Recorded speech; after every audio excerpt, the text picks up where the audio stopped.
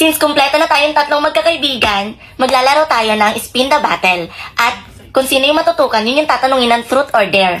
Teka lang, Chelsea, antayin na lang muna natin yung boyfriend ko. Ay, ano pala, babe, balik ka na dito o dito ka umupo sa tabi ko. Sorry ha, late ako.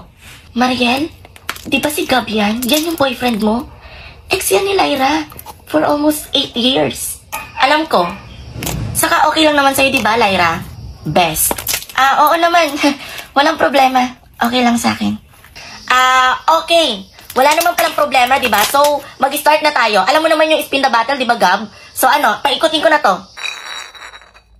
So, ako magtatanong kay Lyra. Lyra, truth or dare? Truth. Nagsiselos ka ba?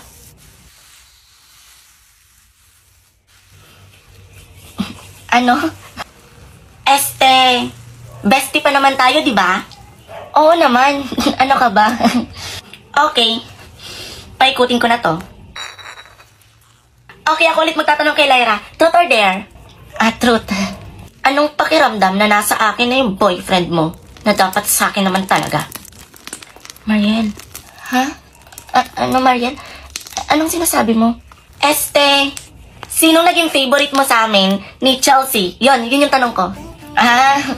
Wala naman ako naging favorite sa inyo ni Chelsea. Parehas ko kayong favorite kasi parehas ko kayong best friend. Okay, paikutin ko na. Ako matanong kay Gab ha. Gab, truth or dare? Truth. Gaano mo kamahal si Mariel? Mahal. Mahal, oo, mahal. Paikutin ko na to. Okay, Lyra, ikaw magtatanong kay Gab.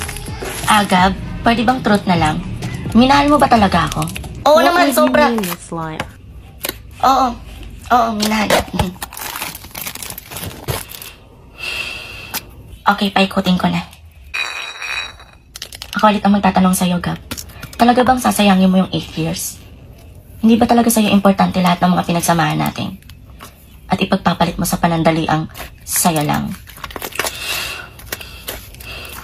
Lyra, sure ka ba talaga dyan sa tanong mo? Hindi. Joke lang.